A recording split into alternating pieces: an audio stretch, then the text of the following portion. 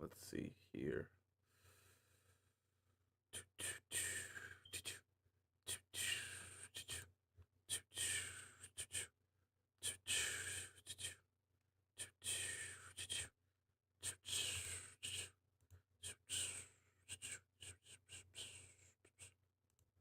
All right, let's see here. Nope, that's not where I need to go.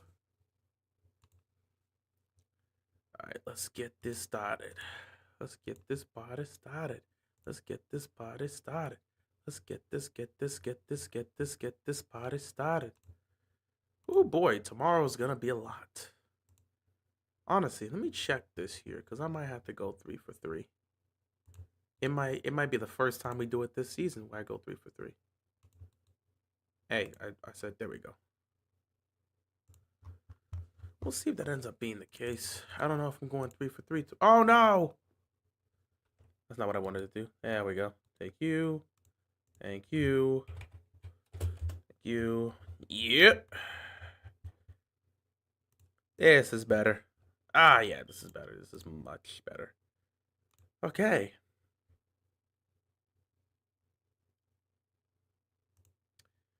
We here, and we are here. Just realized I've been gone. I didn't do anything yesterday, and then here I am. Dang, I really do look different.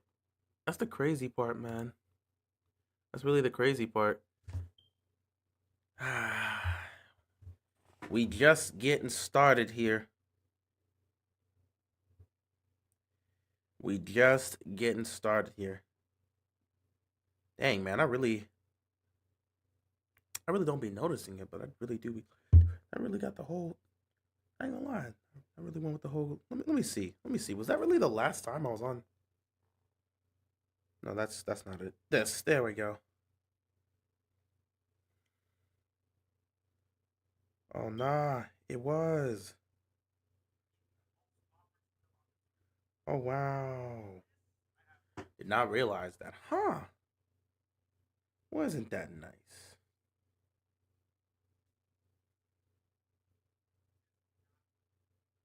All right, that's cool. That's cool. That is cool. That is cool. That is cool. All right. Ah, man. Ladies and gentlemen, boys and girls, children of all ages, Ravens flock. What's up, everybody? Hope you guys are doing well. Now I remember what I was going to check before I got started because I have to look at the trifecta here in terms of this overall look. And let's take a look at this. All right, so I could care less.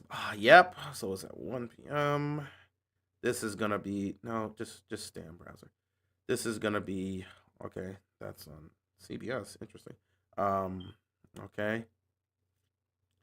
And then after that, we go, yep, 425. That's going to be perfect. I'm pretty sure we're going to be on Fox. Or maybe CBS. I guess, well, okay, we're not on Fox. All right. And then if I can make sure everything's where it needs to be. Let's see. Sunday Night Football. Oh, boy. Yep.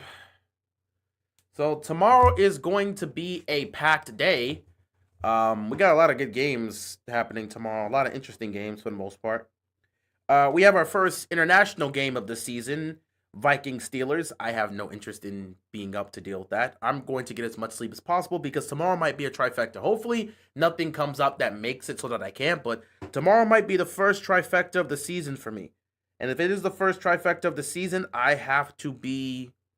need to sleep. I absolutely need to sleep. But we're going to be here for a while, but I need to get as much sleep as possible because if we're doing the trifecta, I got to be in the right state to make sure I'm conscious enough to be able to do this. Oh boy, these trifectas, they take a lot. It's a whole day of streaming. So let's see, we got some good games tomorrow. Eagles and Bucks, definitely interesting. Vikings and Steelers could be interesting, but who knows? Eagles and Bucks. Never mind. Colts and Rams could be an interesting one, depending on how. Let's see this Daniel Jones train. Let's see what happens against the Rams. Ravens, Chiefs. Wow. Okay, these matchups ain't really matching up this week. Vikings Steelers could be interesting. Commanders and Falcons, I'll be here for that tomorrow. Don't know how well that's gonna be, especially because it's old Jaden Daniels or Terry McLaurin. So once again, it's gonna be another week of Marcus Mariota, and we should be able to win that game, but we'll just have to wait and see. Chargers Giants could be interesting because it's Jackson Dart's first start. Don't know how he's gonna do in that aspect, but I am interested in seeing that. Titans and Texans, that's a divisional matchup. We'll see. We'll continue to see what Cam Ward can do. And the Texans aren't exactly the highest to look at right now. But I still think the Texans, if they can't win that game, I think it's a serious time. Like if the Texans can't beat the Titans, it's officially panic mode in Houston because they should be good enough. Like at least defensively, you're going up against a rookie quarterback. You should be good enough to beat the Titans. Get your first win on the season and then go from there. If they cannot beat the Titans, the season is in jeopardy, if not over, for the Texans tomorrow. So that's a do or die moment for them. What else is happening tomorrow? Let's see. Wow. Okay. So yeah. Like I said, Eagles and Buccaneers. That might be one of the games of the week. Panthers and Patriots. We'll see what the Panthers are doing. Is this a real thing? Patriots continue to build on that. Saints Bills is going to be a blowout. I expect at least 35 points from the Bills offense, and I expect the Bills defense to give up at least 15. So I'm thinking it's going to be a blowout. Expect Josh Allen to be able to dominate these guys. Honestly, I think this is going to be one of those games where Josh Allen's not going to put up a lot of numbers just because it's going to be easy to run the. It might be one of those games where Josh Allen is dominant, but he's not statistically dominant, which people need to understand. There's a difference. You don't have to put up huge numbers to be dominant in the football game. I think tomorrow is going to be another dominant game for Josh Allen, but the numbers may not show it, so the people pushing their agendas will push their agendas. But Josh Allen is going to dominate the Saints, and that offense is going to dominate the Saints through and through. There's no way the Saints are winning that game. We know that for a fact. Browns and Lions actually is a really interesting matchup because I want to see how that Browns front seven does against the Lions run game. The Browns defense is legit, so we'll see how that goes. Jaguars and 49ers, this is the last chance for the Jaguars, man. They are also in a situation where they got to get... Actually, I can't even say this is the last chance for the Jaguars, but this is their first test against the defense. I think this will be Jacksonville's first test against a good defense, and I think this will be one of those main chances to really showcase what they can do. This feels like a last chance situation this season to see something out of Trevor Lawrence, and they're off to a good start on the season. They honestly should be undefeated, but they choked to Jake Browning, so take that however you will. But yeah, Jaguars and Bengals, not Bengals, Jaguars and Niners should be an interesting one to see how that's going to go. Then you got Colts and Rams. I think everyone's going to be tuning into that one. So yeah, just check that out. Bears and Raiders, who cares? Ravens, Chiefs, yeah, that's gonna be the talk of the town. And then after that, we've got Sunday Night Football with the Packers and Cowboys, which is gonna be just it's gonna be nasty. And it's in Dallas too, and Micah Parsons comes back. The narratives is gonna be nasty. And then we got two Monday Night Football games, Jets and Dolphins, which again is a last chance scenario for both teams because I think both teams are 0-3. So if whoever wins this at least tries to get back on track. But if you're Miami at this point, you lose to the Jets, you're 0-3. At this point, you would have lost to the Bills, you would have lost to the Dolphins, and you would have lost to the Jets. You'd be 0-4 on the season and 0-3 in your own division. Season's over for the Dolphins if they lose tomorrow. No question. The season is over if the Dolphins lose on Monday Night Football. But we'll have to wait and see in that. And then the other Monday Night Football game is we've got Bengals and Broncos. If Joe Burrow was still playing, that'd be a fun one. But I guess that will be a great matchup for the nightcap group. It's basically gonna be Ocho's Bengals versus Shannon Sharp, aka Unk, his Broncos. So it should be fun. Anyway, we are not here to talk about all the games that are happening tomorrow. We are mostly here to focus on the game that we know is essentially the game of the week and a game that both teams must win in order to get their season back on track. So here we go. We have the Baltimore Ravens taking on The Kansas City Chiefs in Kansas City. Both teams are 1-2. The winner of this game will go to 500 and get their season back on track. The loser will fall to 1-3 and have a lot of questions about their team moving forward. Now, if you're Kansas City and you go 1-3, it's not panic mode, but there is a conversation that needs to be made, especially if offense is the reason why you lose, because their offense has been problematic. And if it means the offensive coordinator has to go or something has to change or they got to go make a trade to get something, they will look to do so. But if Kansas City is 1-3, I still trust them to make the playoffs. And if they're a wild card team, we know their history. We know what they're capable of. They can go all the way and win a championship. They did that in 2023. We know their championship pedigree. This is a dynasty after all, so we know what the Chiefs are made of. They can recover from 1-3, get to the playoffs, and still go all the way. If Baltimore goes 1-3, serious questions need to be had. Serious decisions need to be made. The season that you thought was going to be great, you're off to a terrible start. Yes, you have an easy schedule to really take advantage of after the bye week, but it's not going to matter if you can't beat anyone. If you can't beat any of the top individuals, it's not going to be a good look. It's not going to be a good look at all because your schedule was top heavy.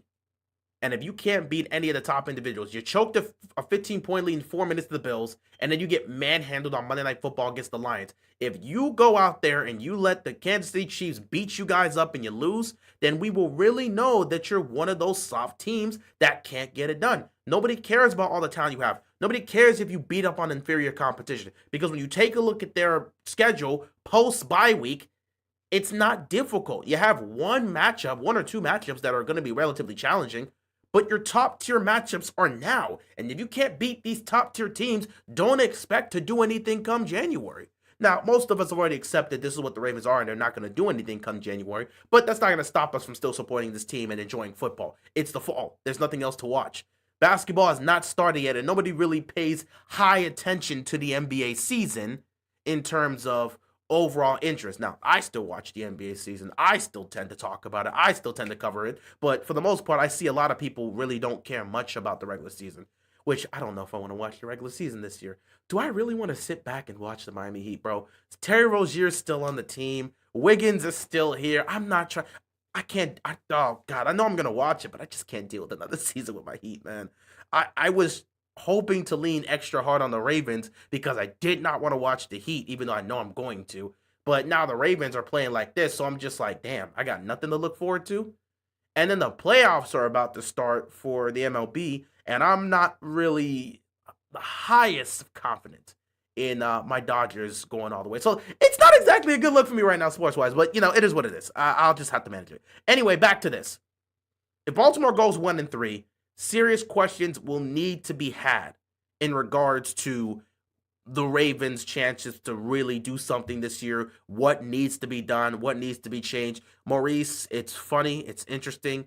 It's always a comment that we always put up. John Harbaugh will not be fired, especially not in season. At the very least, they're never going to fire John Harbaugh. They love him. They're infatuated with him. He wouldn't be fired. They would just promote him to the front office or somewhere higher up. He would just get a promotion and they would put someone else at the head coach position. But they're not firing John Harbaugh. They would just move him up to the front office or something. He would have a higher role. It'd be like a Brad Stevens situation in Boston with the Celtics. When they didn't fire Brad Stevens, they just moved him up. So they would do that with John Harbaugh. John Harbaugh is not getting fired. Okay, just put it outside. No matter how much we keep saying he's not going to get fired. This franchise loves him. They're infatuated with him. It almost feels like it's a cult. They want to win a championship more for Harbaugh than Lamar. Our owner even said that. So Harbaugh's not getting fired.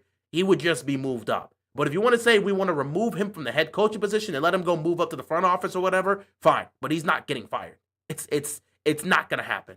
Anywho, questions would have to be made, especially if they lose in another humiliating fashion. Whether they choke a lead or whether they get manhandled because their defense can't stop anything. If they get embarrassed tomorrow on national television, because this will be game of the week, it's going to be on national television. If it won't be a primetime game, but it's one of the games of the week, ultimately, for the most part. You get embarrassed again in Kansas City, questions will arise about this team. A team that was one of the heavy favorites to go all the way and win this by Vegas. Teams, many, matter of fact, not even just Vegas, many people in the media picked this team to go all the way and win the championship. I don't know what they were smoking when they made that prediction or what they saw. I guess they saw this amount of talent and thought that the reputation that the Ravens had was just going to carry them to the promised land. But if you've been watching how the team has played and how this defense has looked, I don't know why you would assume that you should pick this team. They are snake oil. You should never buy into this team.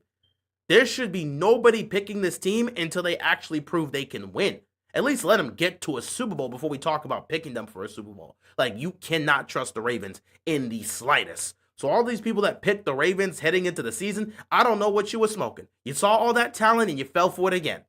This team is not the team to trust because in terms of execution, they are one of the worst teams in executing. They stink at executing defensively, and they're terrible at executing in late game situations or key situations, and they're getting even worse at executing at the goal line. This is not a team you trust to go win it all. They can't even play competent on a consistent basis. They can't play competent in general. So why would you pick them to play competent consistently? You're just crazy. I don't know, all the media people just picking them. You're just crazy. You're crazy. You just looked at all that talent and said, let's pick them. That's what you did. You're mad for doing that. Honestly, just unbiased. Obviously, the Chiefs should just be favored to get back there again. But if there's any other team you'd pick besides the Chiefs, it would be the Bills, by far. It'd be the Bills before the Ravens. The Bills actually are competent.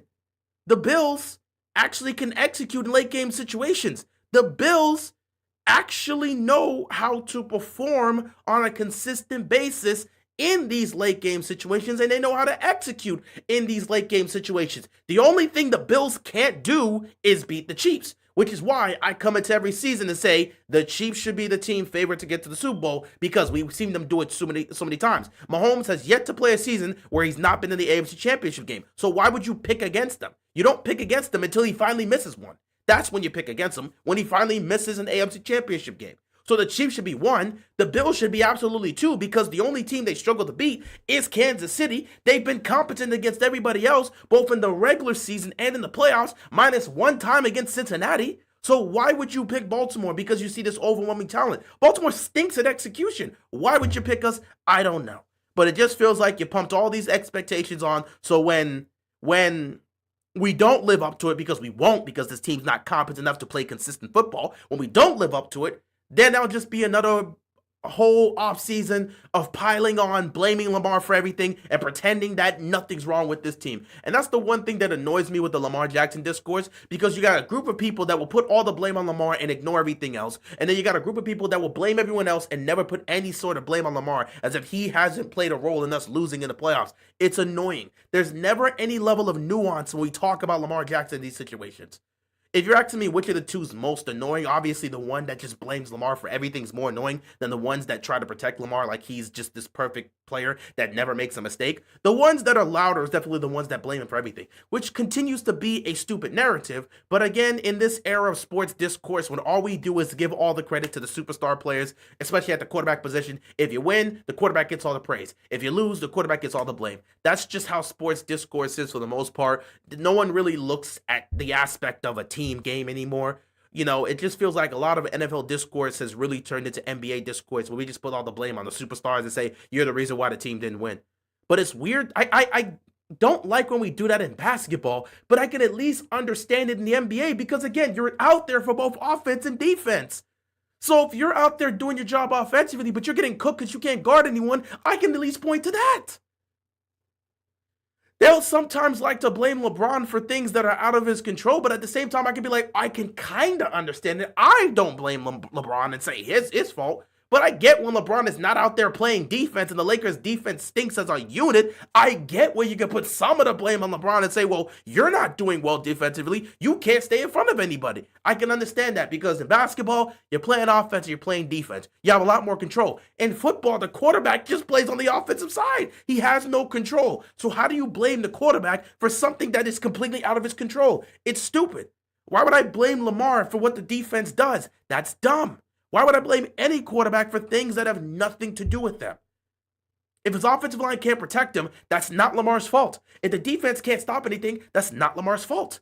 I can only hold him accountable for the mistakes he makes, which is the turnovers. But everything else, I can't blame Lamar for that. But we live in this era where the quarterback gets all the praise and the quarterback gets all the blame when they lose. So it is what it is. It's stupid. I don't like to engage in it, but that's what we got to deal with. So come this game here tomorrow against Kansas City, everything's on the line, but in all honesty, everything's on the line for Lamar Jackson.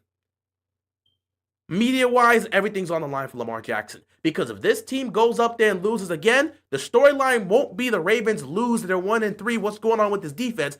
The storyline is going to be Lamar Jackson is 1-6 against Patrick Mahomes. He can't win against this guy, and he's probably never going to get it done. Lamar can't carry. Lamar can't get it done in big games. It's always going to be Lamar, Lamar, Lamar. His defense gave up 2 95-plus yard drives on Monday Night Football. And somehow people were looking at him and saying it was his fault they lost the game. He didn't turn the ball over once. He played well, but it was his fault that his defense stunk up the joint. It was his fault that Derrick Henry fumbled the ball. In another situation late in the game where we needed to hold on to the football, he fumbled it, but somehow that's Lamar's fault. Again, I hate sports discourse nowadays. It's so dumb. We don't actually assess the teams as a whole. We just put the blame on the superstar quarterbacks, as if these guys are playing one-on-one when they're not. Whatever. Anyway, Baltimore, Kansas City. Honestly, I wanted to do a preview video for this, but guys, I sat down. I broke it down, went through the matchups and everything, and I could not, for the life of me, come up with a video. It's the first time I've ever had a situation like this where, for the life of me, I could not come up with a video that I felt would be genuine. It felt like I'd be lying to you. Because as a fan of the team, as a fan of the Baltimore Ravens, every time I do a preview video, if you've watched it, I'll talk about the keys to the game, but I always ended saying, yeah, it'll be tough, but I believe we'll win this game. I'm picking the Ravens to win. I've never really picked against the Ravens to lose a game when I've done a preview video. It's just a courtesy you do with that. And I'm not saying it just because I don't think the Ravens can win, I'm just being, I'm not being genuine when I make those picks. I truly do believe the Ravens can win those games because the Ravens are good enough to beat every team in the league. It's just most of the times, they're beating themselves. Now, on Monday Night Football, they didn't beat themselves. They just got manhandled. But most games the Ravens lose, it's a situation where they just beat themselves and didn't play up to their own expectation. The Ravens are good enough to beat every team in the league. That's usually how it's been. So it's been easy to make those type of predictions where it's like, we're going up against this team, we should be able to win. We're going up against this team, we should be able to win. But I'm in a situation where, for the first time, I don't know if I can sit here with confidence and pick the Ravens. So because I couldn't do that, I was not going to lie to you guys in the video and say, I believe the Ravens are going to win this game. I got confidence they can go there. I don't. I really don't. So when it comes to the matchups in this game, that's where I got stuck. It actually started making an initial video about that, and for the life of me, I couldn't get past this whole matchup aspect. Because from a defensive side, I just gave it to Kansas City. I didn't even try to fight it. Kansas City's got a better defense than us. Heading into this game, the better defense is Kansas City by far. They're better than us. We are literally damn near dead last in run defense, pass defense, and scoring defense. We are terrible. We are the number one worst defense when it comes to scoring defense. We actually are, what? Actually, I think we're 31st in scoring defense. We're 31st in scoring defense. We're 32nd in total defense. So we stink all around. The Ravens can't stop the run. The Ravens can't cover the pass. The Ravens can't tackle. The Ravens can't get to the quarterback. The Ravens defense does nothing well. They stink. So there's no way from a matchup perspective I can make a video and discuss this and say, oh yeah, Baltimore's got these players and these players. It won't matter. As a team, as a unit, as a defense, they stink. So there was no way I could make any sort of preview in regards to a matchup for the defense. They've got no shot against Kansas City's defense. Kansas City's defense actually does a good job in a lot of things. They're very structured. And Spags still knows what he's doing on the defensive side. So the matchup easily goes to the Ravens. Not Ravens, to the Chiefs on the defensive side because the Ravens defense stinks. Then I looked at the offense. And overall, the Ravens offense did get the advantage, but then things started getting really tough. When I looked at the offensive line, I gave it to Kansas City. Kansas City's offensive line isn't this immense thing. They have had problems with the offensive line, which is why they lost and got manhandled by the Eagles in the Super Bowl. They couldn't really do their jobs in the trenches. They've worked to improve that again, and they've been working on that the last few years. So I think their offensive line has been more fundamentally sound than our offensive line because our O-line can't handle pressure. They gave up 30 pressures against the Lions on Monday Night Football. Embarrassing. So I don't trust our offensive line. I'm not a huge believer in offensive line. I don't like what I'm seeing for the offensive line. I think the Chiefs have a better offensive line than we do. In terms of weapons, Baltimore does have the edge there in overall weapons, and it's possible Isaiah likely plays tomorrow, but we do not know, and I think it's a high chance, I think it's already been confirmed, that Xavier Worthy will be playing for the Chiefs tomorrow, so that's another weapon that can help out the Chiefs. But overall, the weapons on offense go to the Ravens, so the Ravens have the overall edge with that aspect. With the offensive line goes to the Chiefs, weapons goes to the Ravens, running game goes to the Ravens, but then we got to the quarterback situation. And when I got to the quarterback situation, I couldn't get off of this. I said the quarterback situation is a toss-up because you got Lamar, you got Mahomes. And my conversation that I got into when I was making this video, which I ultimately had to scrap, was, well, Lamar Jackson over the last 3 seasons has been a better regular season quarterback than Patrick Mahomes. That's the fact of the matter. Go take a look at the numbers. Go take a look at the production. Go take a look at the efficiency. It's not even close. Lamar has been a better quarterback than Patrick Mahomes has been over the last 3 regular seasons. That's not debatable. In fact, based off of the numbers, you can argue Lamar Jackson has been the best regular season quarterback over the last 3 years. He's been that damn productive and that damn efficient. So if we're talking about that aspect, and consider the fact that this is a regular season game, you pick Lamar. Whereas if this was a postseason game, Patrick Mahomes' resume already speaks for itself. You're taking Patrick Mahomes 1,000 times over any quarterback in the league. Hell, you can argue you take him over 98% of quarterbacks in NFL history in the postseason. That's how damn good his resume is. So if this was the playoffs, Mahomes got the edge all the way, not even close. So with that aspect and discussion, obviously Lamar Jackson should get the edge, right? Because he's been the better regular season quarterback by far, and this is the regular season.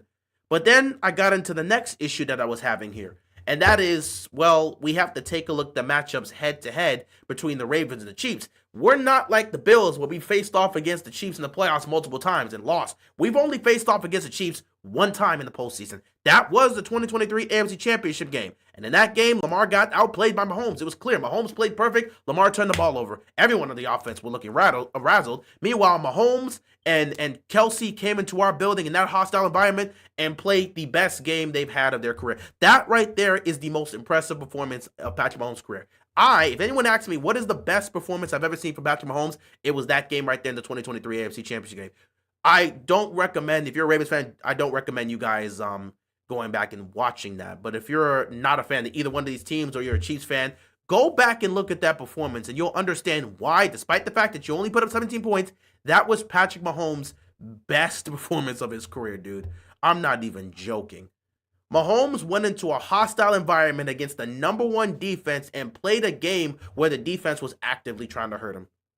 I'm not lying. Go back and look at the penalties that we had. They were throwing clotheslines at Patrick Mahomes. It felt like they were targeting Mahomes. Like they were actively trying to knock Mahomes out of the game. They were trying to hurt him that game. They're never going to admit it, but the way they attacked Mahomes in that game, it looked like they were trying to hurt him.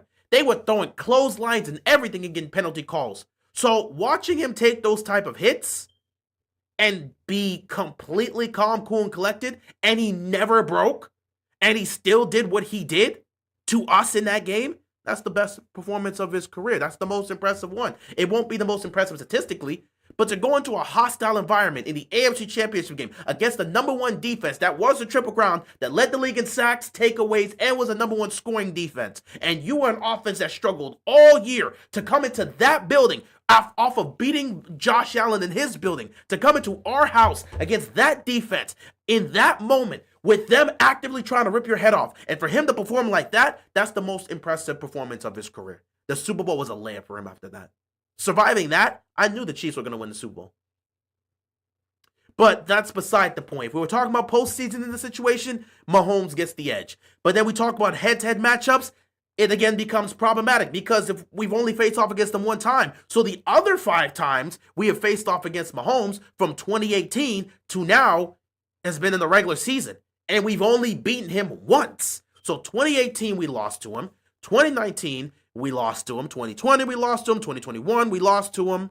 And then last year we lost to him. So 5 times we've lost to him in the regular season, and then 1 time we lost to him in the AFC title game. That's why Lamar is 1-5 against the Chiefs. So head-to-head matchups mostly have been in the regular season.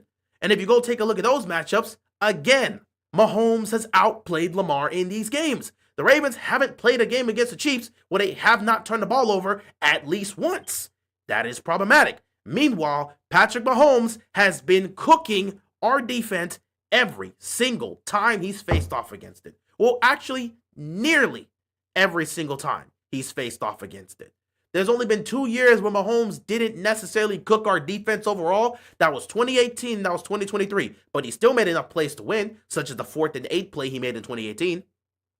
So he made plays to still beat our defense. And our defense has never been able to get the best of Mahomes. The one time we beat him, it wasn't even Mahomes' fault. Odafe Owe knocked the ball out of Edwards-Hilaire's hands. So that's not a Mahomes issue. He played fine in that game. So it's just been that, man. It's just been that. I got an NBA question for you. Do you think the Clippers is going to do something this year? No.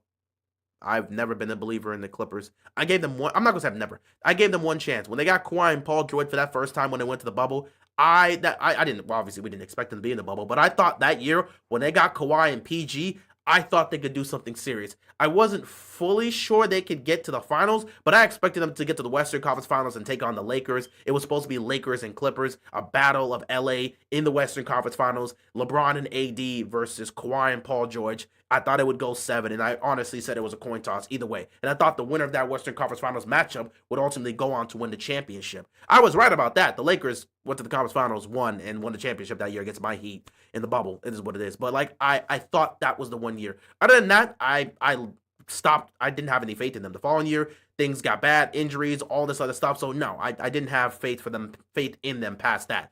And since that choking performance to the Nuggets when they blew a 3-1 lead in the bubble, I completely gave up on the Clippers doing anything significant. So no, I don't think they're going to do anything major this year. They'll make the playoffs.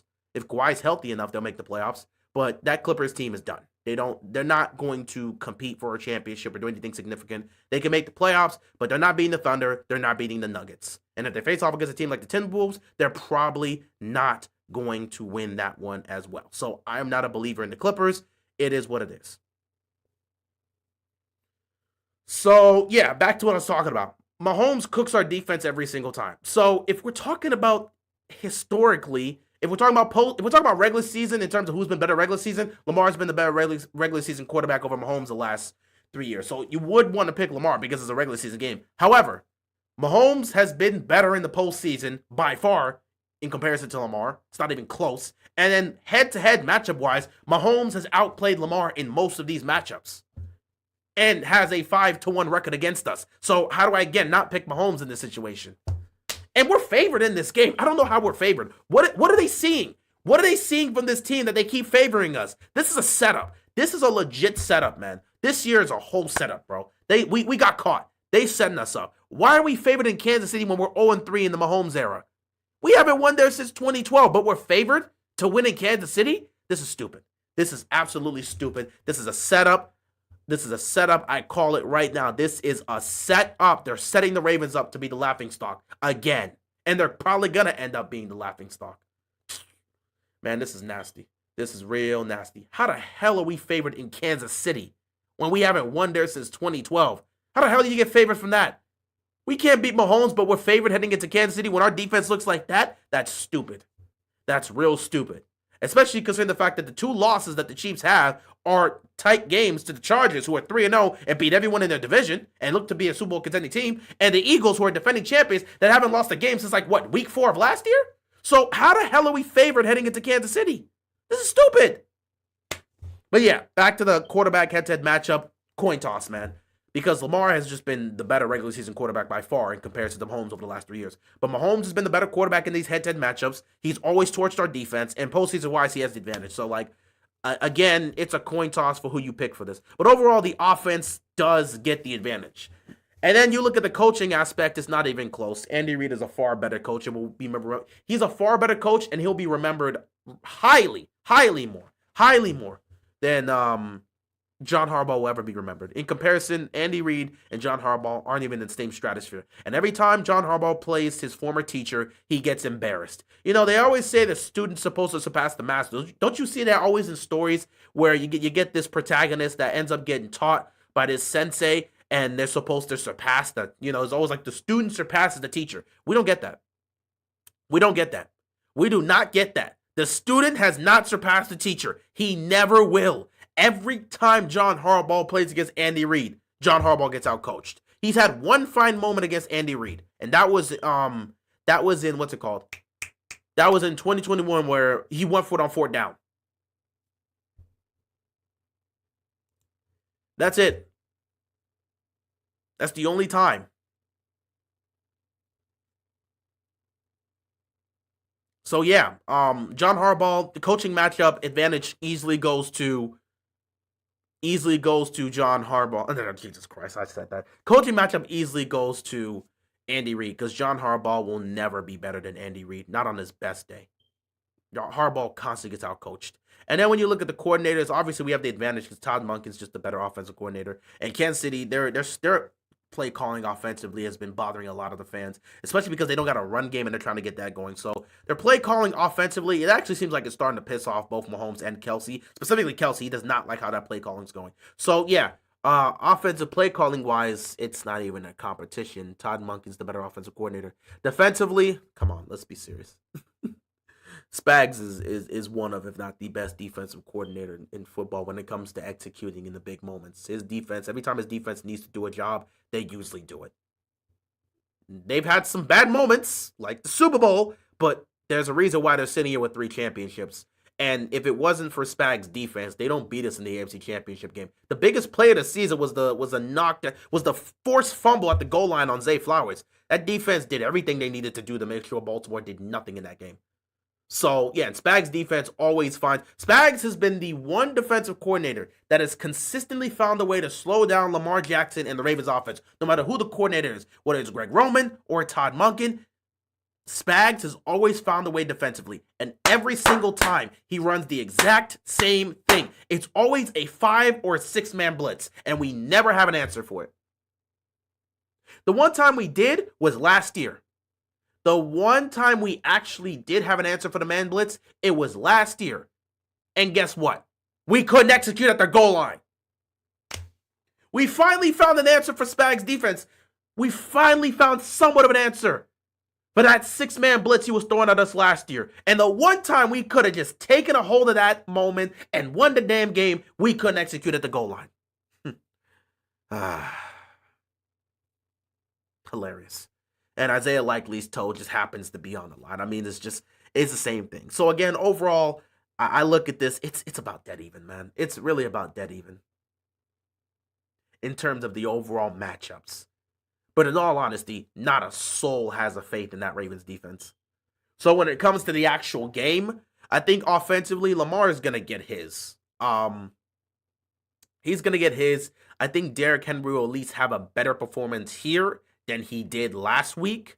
And I think the Ravens will be able to put up points. But that Ravens defense isn't making any significant stops. Mahomes is going to be moonwalking in that pocket. And his offensive line isn't nothing majorly to sniff at. It's not like Buffalo's offensive line or Philadelphia's offensive line. But his offensive line is going to do well against a pass rush that has no pass rush. So Mahomes is going to be moonwalking. Matter of fact, I'm going to throw this out here right now. I need a wild take that normally wouldn't sound believable. But if you're actually watching how this season's going, it might happen. I'm going to say it right now. Mahomes is going to have more rushing yards than Lamar. I'm just going to say it. Mahomes is going to have more rushing yards in the game than Lamar Jackson. You may think that's crazy, but Mahomes has been the primary rusher for that running unit. Why do you think Chiefs fans have been complaining about the run game? You think they like Mahomes running around all this much? Mahomes is going to have more rushing yards than Lamar. I'm just going to give you... That's a hot take. That's a hot take, but it's not crazy. With the way the season's been going to start the season, Mahomes is going to have more rushing yards than Lamar Jackson. That pass rush can't get to anybody. So Mahomes is going to have free lanes. And if nobody's open downfield, here comes the wheels. Mahomes is going off. I'm just going to say it right now. You may think it's a hot take. It's crazy to say that because of who we're talking about. But Mahomes is going to have more rushing yards than Lamar. I think that's going to happen. There's going to be times where there's nobody open downfield. The pass rush is as soft as tissue paper. And Mahomes is going to see a lane and he's going to take off. And then you're going to watch Roquan Smith try to catch Patrick Mahomes and he's not going to be able to do so. And then Mahomes is going to cut it to the right or cut it to the left and go out of bounds, 15-yard gain, first down. He's going to be doing that a few times in this game. So just be prepared when Mahomes takes off. And I won't even be mad when he does so because I know they're not going to catch him. Mahomes is going to be using the wheels. He's been doing it to start the season. So I'm just saying you right now. Hot take. Mahomes will have more rushing yards than Lamar Jackson. And it won't even be surprising. It won't even be surprising. It won't even be surprising. Matter of fact, let me pull this up right now. Let me pull this up right now so you can understand. Let me see if I can show it. Let me see if I can look for it right now. You think I'm crazy for saying that? Let me go here.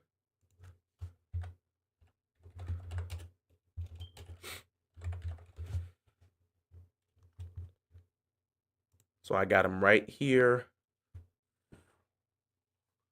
I did not realize Mahomes got 3 passing touchdowns on the season. But he got a QBR of 73, so he's still doing his job. Lamar got 9 touchdown passes. I did not realize that. And he's 3rd in QBR right now. Let's pull up this aspects. So let's see all here. You may think I'm crazy for saying this, and I'm not even gonna lie to you.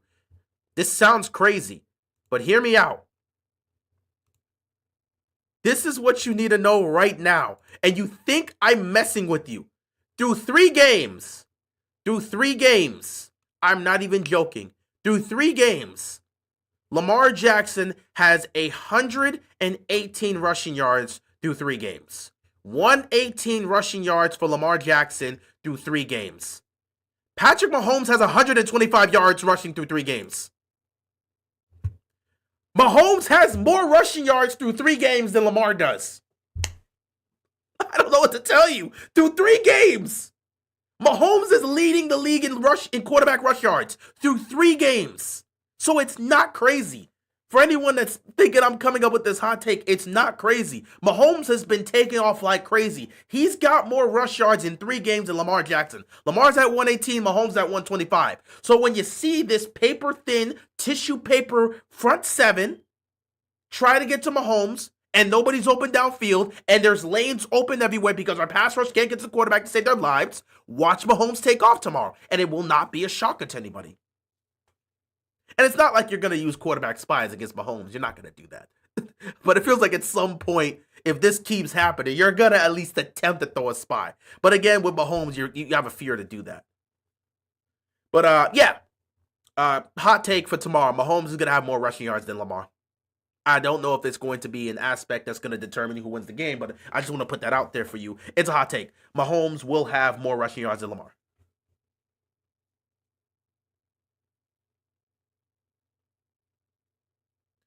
And stop it. I'm in Kansas City for the game. Stop living in the past. We're in the now. I made my bets. We're winning this one. Mark my words. Put your jersey up and find a new team. Yeah, I mean, you're free to have your opinion. And I didn't become a fan because of you. I became a fan because of me. So I'm gonna be free to say whatever I want about my team. I'm still gonna support them. But I'm not going to turn a blind eye to what's happening. And you're right.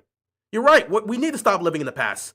So when we talk about the Ravens defense of the past that used to stop things, we should stop assuming that this Ravens that we're going to see tomorrow should be anything close to the Ravens in the past. The Ravens in the past were a legendary defense. We should stop treating them like they're that. This defense stinks. They're at the bottom of the league in scoring defense. They're at the bottom of the league in run defense. They're at the bottom of the league in pass defense. They can't stop the run. They can't stop the pass. They've missed 20 tackles on Monday Night Football. They can't tackle people. They can't get to the quarterback. They are one of the worst teams when it comes to generating pressure.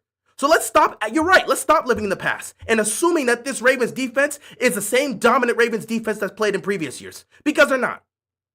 And if you don't think that the defense playing poor doesn't play an impact in how they're losing games, by all means, man, you're entitled. But yeah, you're right. I agree with you. Let's stop living in the past and assuming this Ravens defense is the same as the Ravens defense of old. Because they're not. They stink. We're being carried by our offense. This is no longer a team that is carried by their defense. It's through their offense. So you're right. Let's stop living in the past. And let's stop treating this Ravens defense like they're elite, because they're not, and they haven't shown it. Can it be fixed? Can it be improved? Yes, it can. But as of right now, they stink. And until that changes, we, the fans, have no reason to assume they're going to magically get it together. It took them 10 games to make a change. And even people are looking at that and saying, well, they made the changes. They made the changes, but at the same time, they weren't going up against top-tier offenses towards the end of the year. So how much did that play a role? Because when they faced off against the Bills in the division round, that defense didn't play good. They got manhandled by that offensive line and the run game. Is what it is. We got this. Move around. I'm not going nowhere. You're free to go wherever you want. I'm not going nowhere. I'm going to be here right here tomorrow, supporting the Ravens, talking, wearing my jersey, being here discussing them. I ain't going nowhere. I'm going to stream the game tomorrow. Feel free to pull up. I ain't going nowhere. This has been my team for over 20 years. I got no reason to go anywhere. But that doesn't mean I'm going to be quiet and not speak about them when they're playing like trash. I'm going to keep talking, and I'm going to keep supporting, because there's no reason for me to go support another team. I've been supporting this team since 2004. I've been here through the dark ages. I'm used to this. Doesn't mean I'm going to keep my mouth shut when the team's not playing up to their standards. I'm going to keep talking. But I'm going to still be here to support. Win, lose, or draw. This team can go 0-16. I ain't going nowhere. So you don't have to like how I am as a fan. You ain't got to interact with me. It is what it is. You choose to be a fan how you want to be. I'll choose to be a fan how I want to be. With that being said, let's get back to this topic at hand.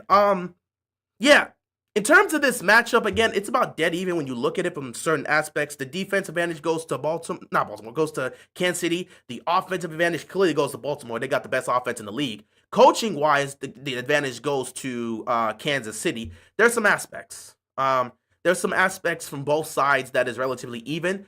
And due to that, I think it's going to be one of those games that's going to be highly competitive. And it will come down to the wire, but if it feels like Baltimore has to blow out a team nowadays to specifically win.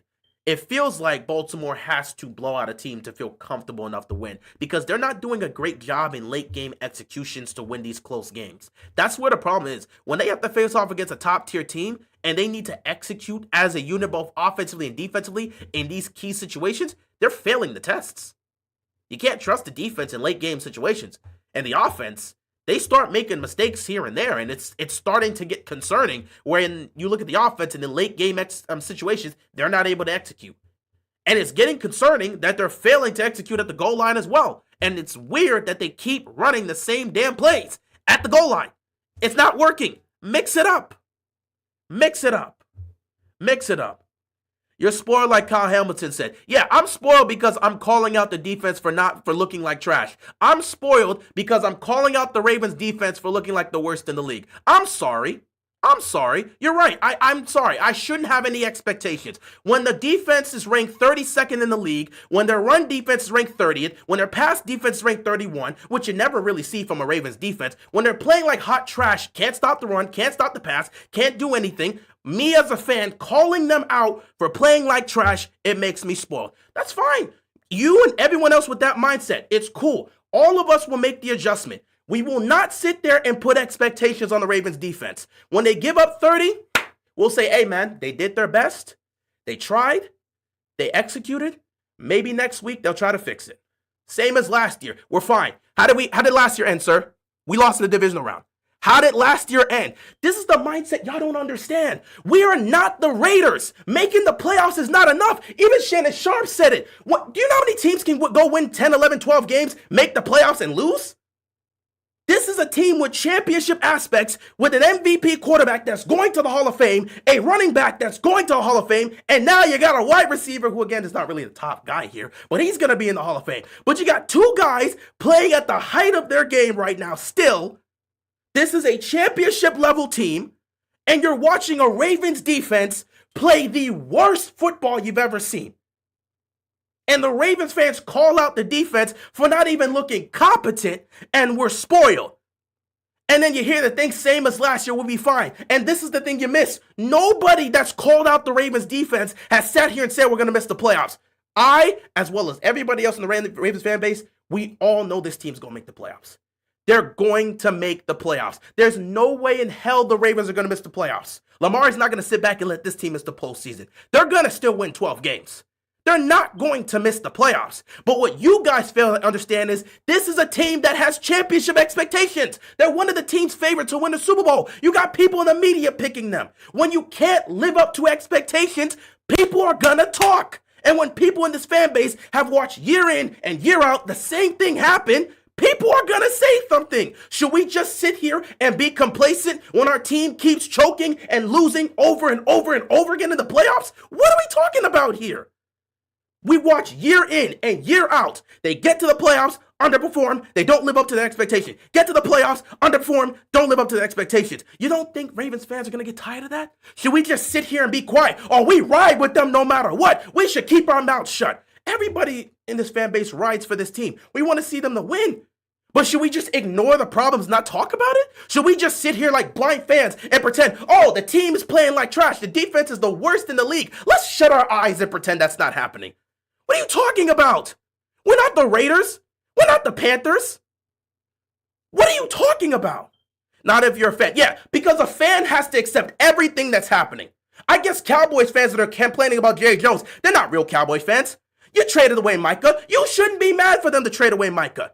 They didn't go get a running back. They had a chance to go get Derrick Henry. Don't be mad at Jerry Jones for not getting Derrick Henry. Ride with your team. Ignore all the problems. You can still support. You should support. Don't ever criticize your team, because if you criticize your team, you're not a fan. You say anything wrong about your team, you're not a real fan. Real fans stay complacent. Real fans never complain about their team. Real fans will ignore the stupid things that are happening, the idiotic things that are happening, the poor play that's happening. Real fans will ignore that and support the team.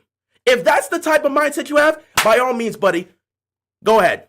You have it. The rest of us will live in the world of reality where we're actually going to criticize our teams when they're not playing well. Doesn't mean we don't support them. Doesn't mean we don't enjoy them. Doesn't mean we won't be here to watch the games win or lose. We will be. But we're not going to stay silent. You go be the fan you choose to be. You keep staying silent. We're not going to do that.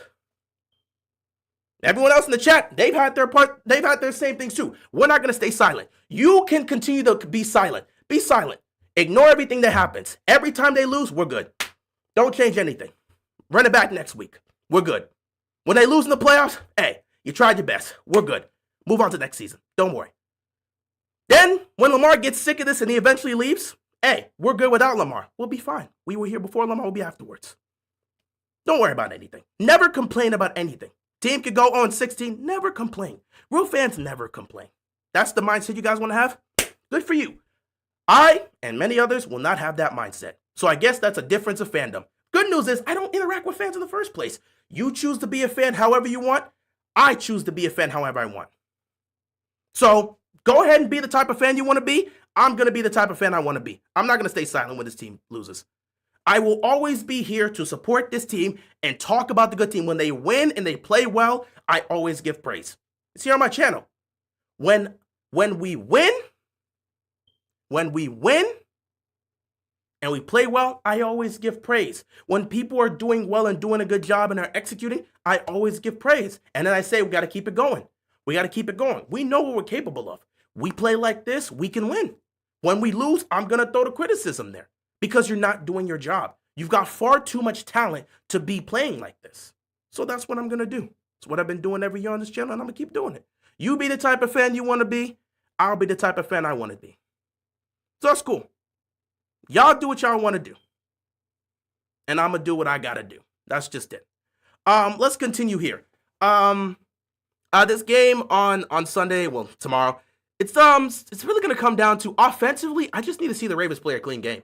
I need to see the Ravens offense play a clean game because every time they play Kansas City, they always find a way to like turn the ball over. And that's a problem. Can we just get a clean game out of the offense? Because I feel like every time we play them, it really feels like if we just play a clean game and don't turn the ball over, we can beat these guys. So I want to see the offense really play a clean game. We really want to see this offense play a clean game. Buddy, I don't know if you've been on the channel long enough to see. You can go check my content out. When we've dominated and played well, I've given praise. If you've just been here for 10 seconds and assume I've never said anything good about this team, you haven't been here for 8 years. You haven't. You haven't been here for 8 years. If you think I've never said anything good, please feel free to go check my channel. When I've talked about this team dominating, I gave nothing but praise to this team during the 2023 season. I give praise to them when they play well. I throw criticism when they don't. You're free to check my channel if you think I've never said anything good about them. And people in the chat that have been here a long time, you can vouch for me. You've seen my content. I'm not a biased fan that's going to stick one way or the other. When the team plays good, I'm going to give them credit and say we got to keep it going. When they play bad, I'm going to talk about what they did wrong and say we got to look to fix this, look to improve this, look to do this. And when they're consistently making these mistakes, I'm going to speak on it. When they're consistently playing well, I give them their praise. That's why the title of the channel is the title of the channel. I don't lean one way or the other. I'm not going to be a biased fan that just talks about everything good and ignores the bad, because that's a blind fan. And I'm not going to be this huge pessimistic negative fan that only talks about the bad and never speaks on the good. Like every video I make is just me just bashing the Ravens. That's not the case. I've been doing this for far too long. But you're free to make whatever assessments you want. But yeah, offensively, can we please get a clean game? Can we please get a clean game from the offense? Can we please get a clean game from the offense? That's it. If we could get a clean game from the offense, I think we really have a chance to win this. Because if you go back and look at the matchups, a lot of these are close and come down to the wire, but we just turn the ball over in the worst possible moments. If we can just play a clean game against Kansas City, I think our offense can put up enough points for us to win. Defensively, I don't really have a lot of confidence in this defense. They have not shown us much of anything. They haven't. Through 3 games, they've been awful. But you have an opportunity to go do something out there. So again, defensively, you got to go make stops.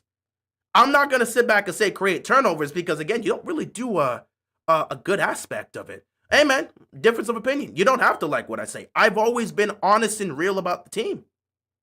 I've always been honest and real about the team.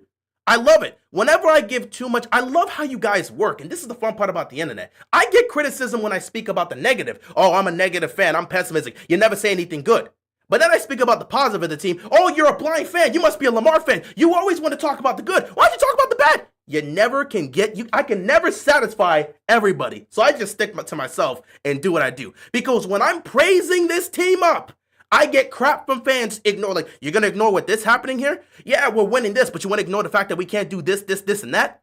But we won the game, but you want to ignore this. When I am praising this team, and high on this team, I get certain fans in the Ravens fan base calling me a Ravens homer or a Lamar Jackson fan. When I try to give the positive, I get crap from them. When I speak about the negative and saying this is terrible, we're not playing well, I get things like this. So it is what it is. I just balance it. There's no way to satisfy either side. There's going to be one side of the fandom where I speak negative about the team. All you do is talk negative about them. When I speak about the positive, all you do is talk positive. You never want to speak on the negative. You're a Ravens homer. You're never honest with your team. So whatever. Y'all are free to have your assessments. Okay, I'm gonna just keep making my takes. Y'all be the fans y'all want to be. When I sit here and praise the team, I'm a Lamar homer. I'm a Ravens homer. I'm never honest. You're fake. You should never call your channel Cheaping the Real because you don't talk about the negative side. When I speak about the negative, oh, you're too negative. You don't speak on the positive. Y'all can be fans. Y'all gonna say whatever y'all want, bro. I'm tired. I'm gonna keep doing what I do because when I speak positive of the team, I'm a Ravens homer. I'm a Lamar fan. I can't be honest about my team. I'm not fair with my team. When I speak negative, oh, you're too negative. You're a fake fan. You never talk anything good about the team. I can't win with both sides.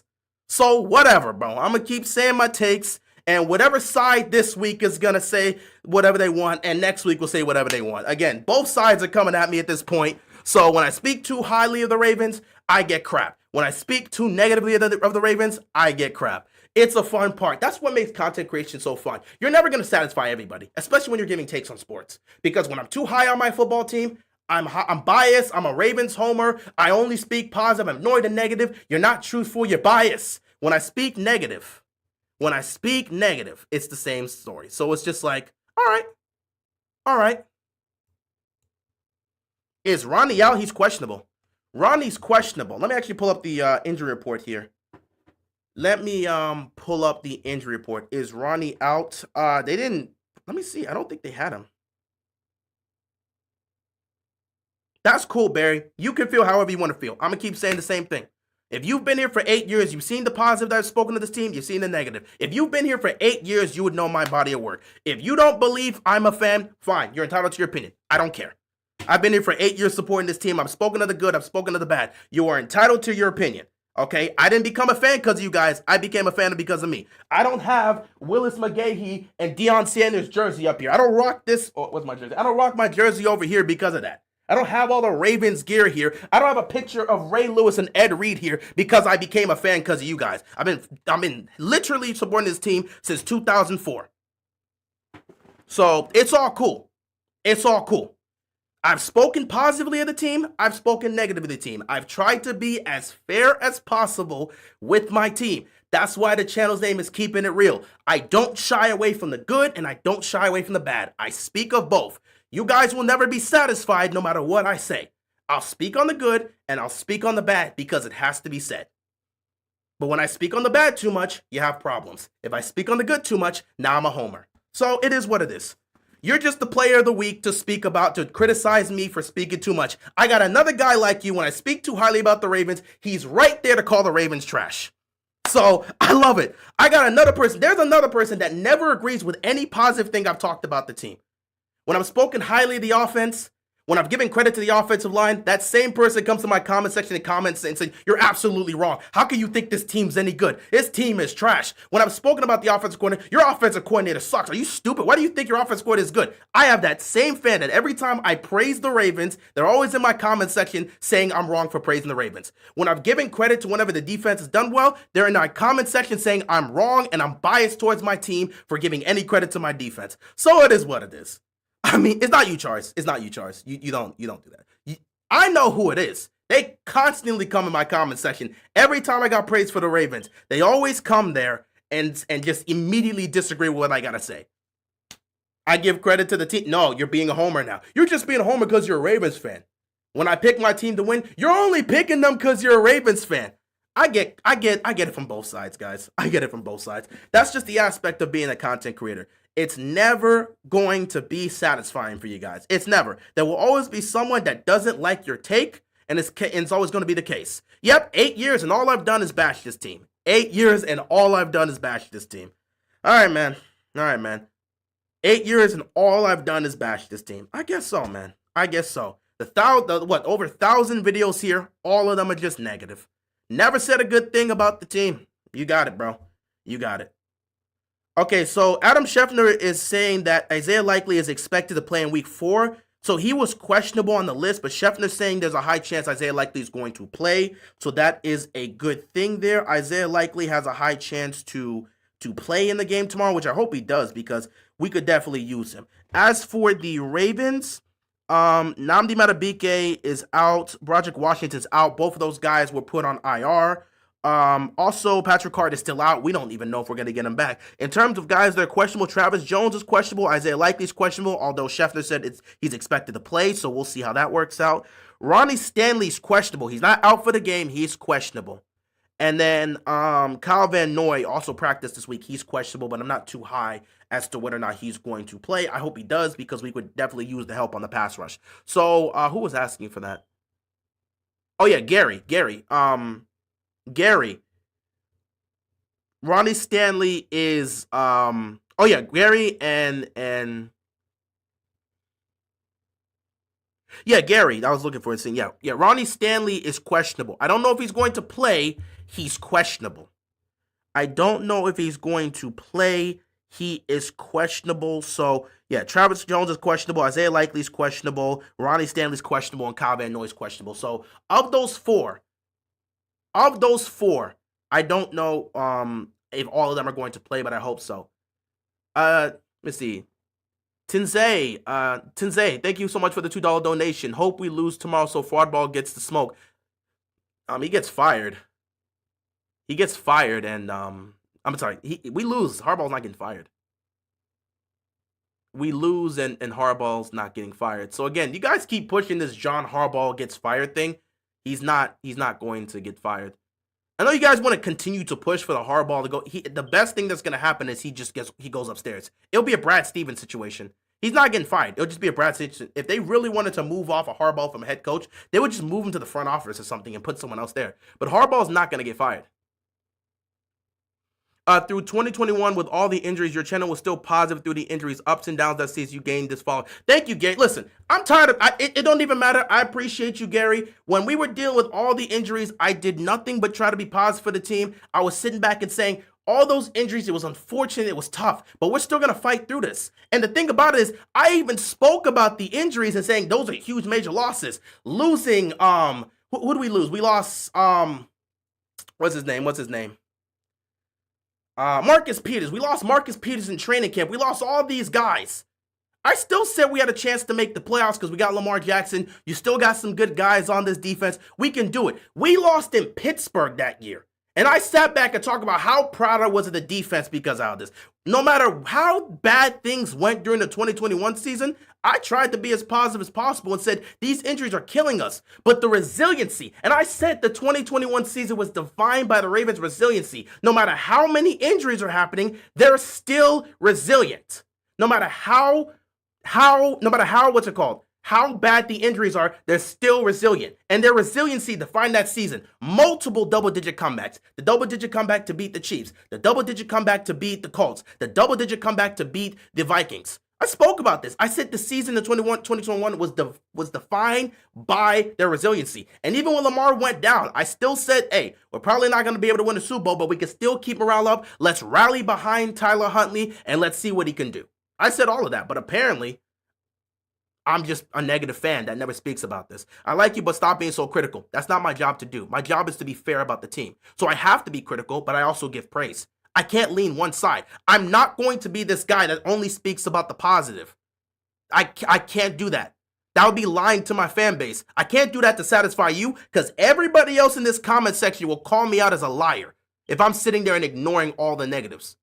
If I sat here and ignored every negative and stopped being so critical like you said, everybody else in this comment section will know something's wrong and they would call me out for it. And I'd get more crap from everybody else in this comment section for ignoring everything. If I came here and said, well, the defense gave up over 400 yards of offense, but they still did a good job. The defense, they played hard, they played tough. I'm not saying this is going to happen tomorrow, but if I came after that Monday Night Football game against the Lions, where they gave up 2 95-plus yard drives, by the way, they hadn't given up a 95-plus yard drive since 2001. They gave up 2 to the Lions. If I came here after that game and sat back and said, guys, it was a tough-fought game, but, our defense still did a good job. They kept us in the game. They were fine. I would be getting absolute crap from everybody in this comment section for just trying to be this positive fan that wants to ignore the negativity.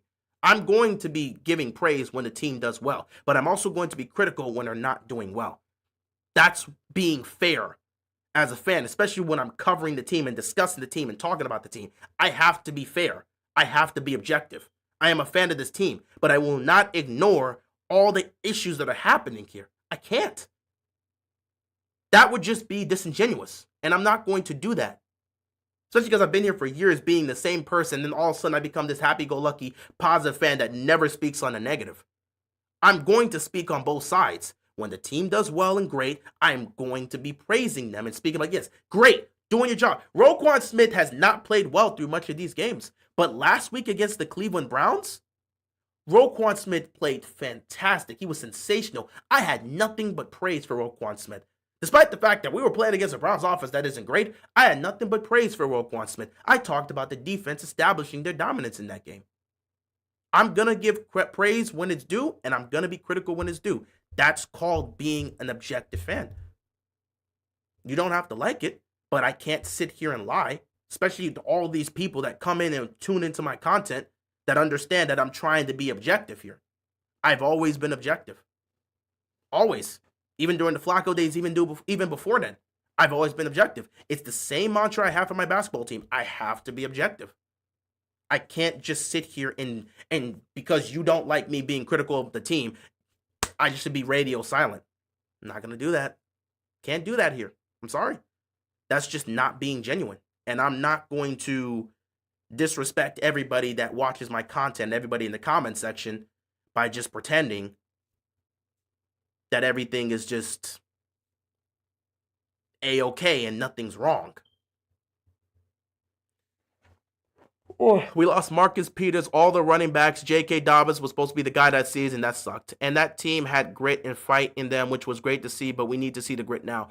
Yeah, we just need to see a better performance from the defense for the most part. They haven't been, the best of the best. With Lamar, we have a chance to win any game. Absolutely. We've been saying that since we saw what he did in 2019. If we lose, I'm sure John's headset will be cut off for the remainder of the season. That's not going to happen. Us fans will always support this team, but clearly there's something wrong with our culture at the moment. Us fans are speaking out on it because there is standard. But hey, man, Gary, if we do that too much, we're just spoiled entitled fans, or we're overly critical. You should ignore every bad thing that's happening with your team because you're a fan. You should just love them undyingly and never criticize them. Who you got in the game tomorrow? I didn't even get to finish because you started berating me because I was talking about the team. I didn't even get to finish my overall take. Like, I don't even have I was literally in the middle of covering it, and because you didn't like me being overly critical, according to you, I didn't even get to finish my statement. So, where was I with that? I can try to finish that up because it's 12:23. Okay. So, I said in the matchup, what I needed to see from the offense is for them to play a clean game. Don't turn the ball over, because I feel like if the offense can do that, they have a high chance to win. Defensively, we just need to see them be good at something. If we can see them be good at something, it'd be a bright spot. But again, the defense, they can't cover the pass well. They're one of the worst in the league. They can't stop the run. They're one of the worst in the league, if not the worst. They can't get to the quarterback. They're one of the worst, if not the worst. They can't tackle. So it's hard to point to something for them to do well. If there's anything I could really use from this defense, is to create turnovers. If you're not going to stop the run, you're not going to cover the pass well, and you're not going to get to the quarterback, and you're going to do a poor job in tackling, at the very least, can I get some turnovers? Because if we could get extra possessions to the offense, that's where our bread and butter is going to be. You're going to have to do a better job in creating turnovers. That has to be the bread and butter of this defense, because they're not playing well right now. They have to find a way to gain extra possessions for Lamar Jackson. So it comes down to that. Defensively, we just need some turnovers. I'm not even going to ask them to make a stop here or stuff. Again, with the way they played, they haven't looked good in any of those aspects. So if there's anything I can ask this defense to do come tomorrow, you've got to generate some turnovers. If you're not going to stop the run game, if you're not going to get to Mahomes, if you're going to let him air it out now that Xavier Worthy's going to play, if you're not going to stop any of that and be one of the worst in the leagues in that aspect, at the very least, force some turnovers. If our defense can generate a few turnovers, we are 100% going to win this game. It just comes down to that. If we can generate turnovers, it comes down to that. Offense has to play clean. Defense has to generate turnovers. Overall, when it comes to this game, it's tough. Again, I don't necessarily have a specific pick here because, again, we're going up against Kansas City, and this is probably the worst iteration of a Ravens defense Patrick Mahomes has ever played. He's never played a Ravens defense this poor, and considering the fact that he's played really well against the Ravens defense. I think he has 13 touchdowns and 3 interceptions against the Ravens. Like, legit, Mahomes has 13 touchdowns to 3 interceptions against the Ravens defense. He has always balled out against them, and he does not turn the ball over much. So that's where an issue comes in. And with this being the worst iteration of the Ravens defense, I don't know how they're going to make stops, and I don't see them making stops. Again, their only chance is to create turnovers. Now, last time they faced off against Mahomes last year, they got a pick off of him. They got an interception that was Roquan Smith that picked off Patrick Mahomes. So it's all good. Shout out to Barry, who's been going at it all throughout the stream. We good, D. Again, the defense just has to create turnovers. Shout out, appreciate the donation, man. But the defense just has to create turnovers. They're not playing well in any other iteration. They have to create turnovers. It's like what happened. I said this as well when it came to. I always bring this up with the Lions and Commanders in the divisional round. The Commanders defense had no chance to beat the Lions offense. The only way they were going to win that game is by creating turnovers. So when I look at the way the Ravens defense is playing right now, they can't stop the run, can't cover the pass, can't get to the quarterback, can't tackle. What can you do?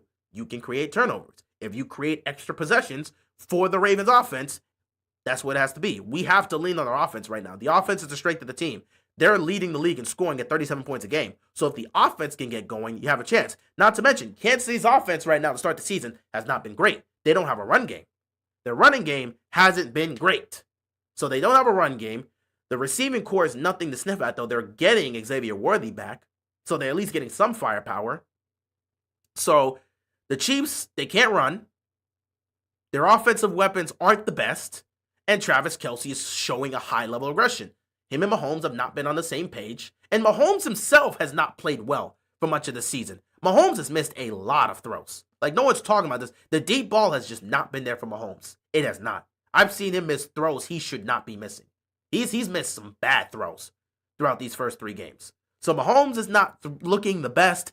Kelce, even though Mahomes has still played relatively well, he's not looking the best to start a season. Kelce showing some age, but he's still Travis Kelce. The weapons as a whole isn't the best. The run game is essentially non-existent for the most part. There are things that Kansas City's doing wrong, and their play calling hasn't been great as well. So there are things they're doing that can be exploited. The question is, will the Ravens exploit it? And that's the issue.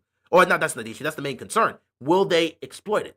I don't see them exploiting any other aspect other than creating turnovers. Because again, Mahomes has not been throwing well, and Travis Kelce has not been on his A game, and the receiving core has not been the best. So there are opportunities that can be taken advantage of.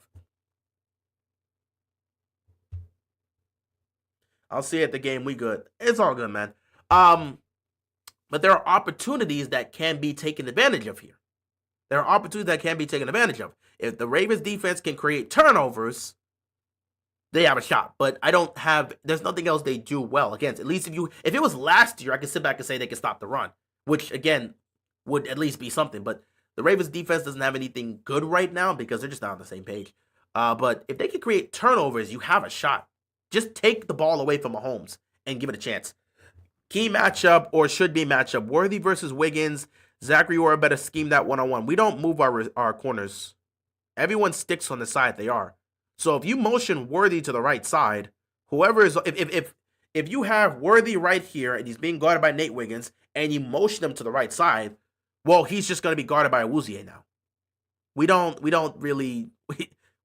move our receivers. We don't move our corners to match up with the receivers. We don't motion our corners.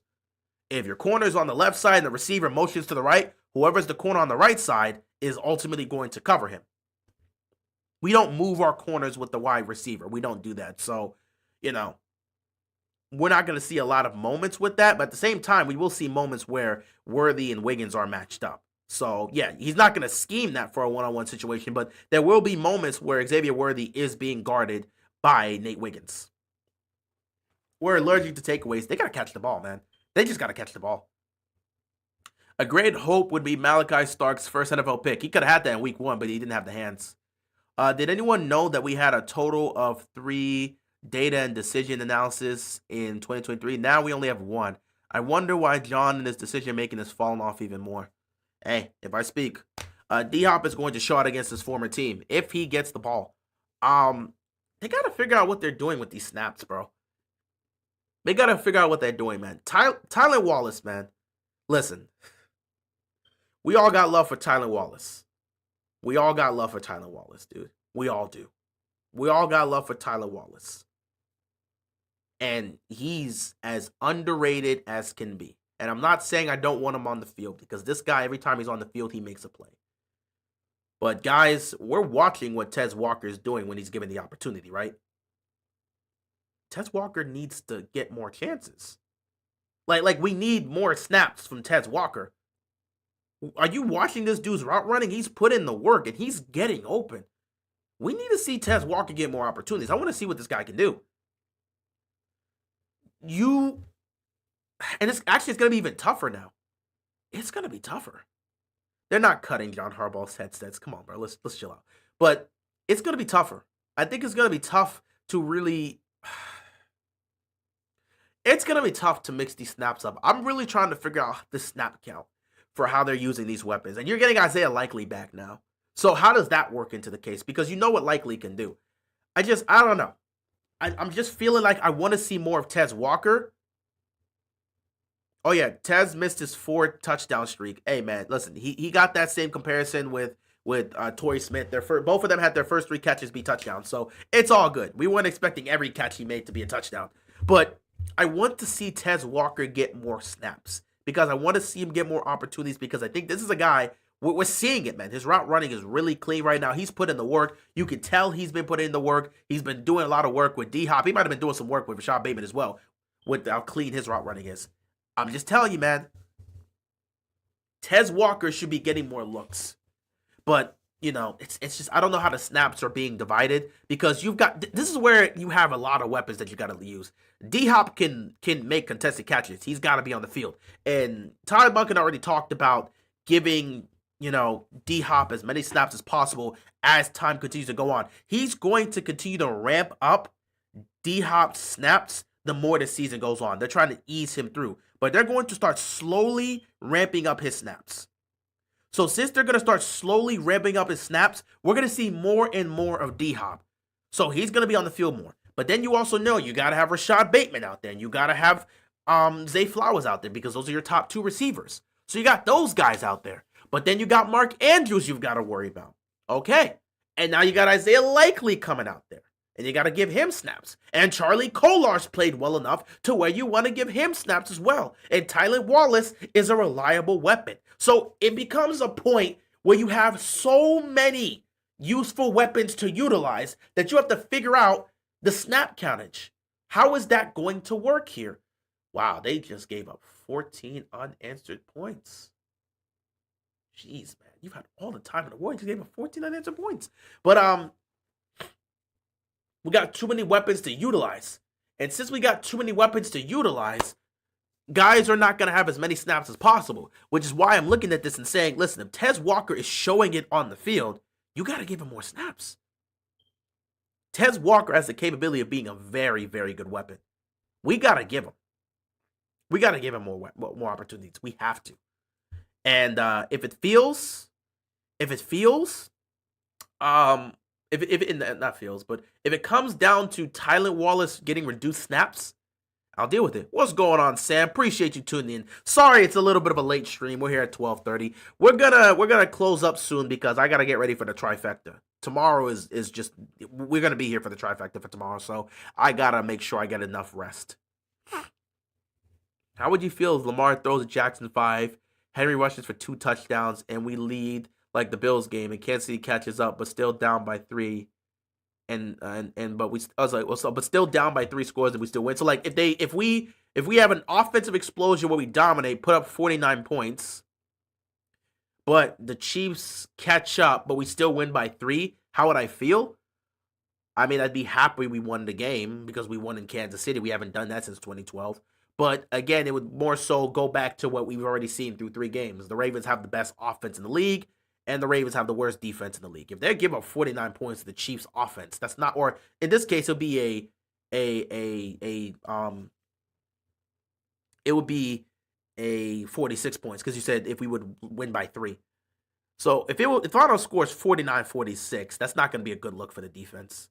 If it's 49-46, it's not going to be a good look. I'm not going to lie to you. If it's 49-46, it's not going to be a good look for the defense. But I don't think this defense is giving up 46 points to the Chiefs offense, especially because the Chiefs offense struggles to score. So I don't think they're going to, I know they're the worst defense in the league, but I don't think they're going to give up 46 points to Kansas City tomorrow. I just couldn't see that happening. What's a trifecta? It's what I call it. It's what I've been calling it for years now. What I call the trifecta for me is 3 streams. I got the 1 p.m. game I got to stream between the Commanders and Falcons. And then I have to stream the Ravens and the Chiefs at the 4:25 game. And then Sunday Night Football with the Packers and Cowboys. I got to stream that as well. So it's a trifecta. There's 3 streams I got to do. I got to do the 1 p.m. game, the 4 p.m. game, and then the 8 p.m. game. So it's a trifecta for me. Oh, yeah. Chiefs win this one hands down. Trenches 2 weeks. The trenches, again, I'm not going to lie. I don't even know how. Oh, yeah. That's another thing I have to talk about. Let me see if I can pull it up here. Broderick Washington and Nnamdi Madubuike just got put on IR. So they're out for at least the next 4 games.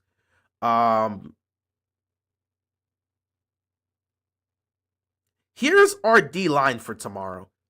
If you just want to look at it, just to give you a picture of our D-line tomorrow. Travis Jones, who's questionable. I don't know if he's going to play. So let's move Travis Jones out the way just in case he doesn't play. Here's who we have available that are not injured right now.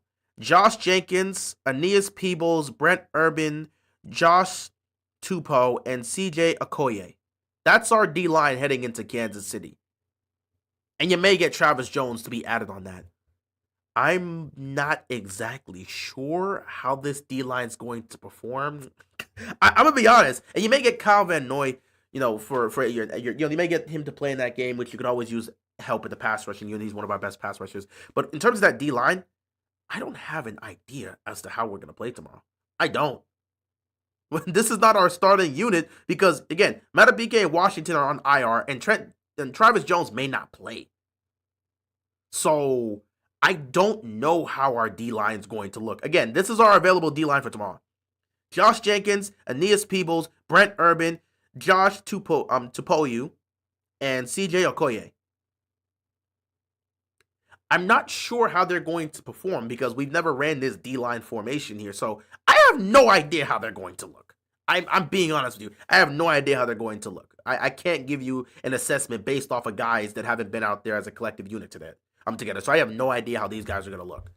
If it was talking about our regular guys, I can at least sit back and speak about certain guys, but we've never had this assembly for our D-line out there. So I have no idea how the D-line is going to look tomorrow. For all we know, they step up and play well or they get beat. I don't know. So we'll be in for a surprise with that D-line tomorrow. CJ Okoye, am I surprised in the run game? We'll see. Like I said, this is a unit we've never ran out there for our D-line. So I'm interested to see what they're going to do tomorrow. So I don't have an assessment in regards to those guys.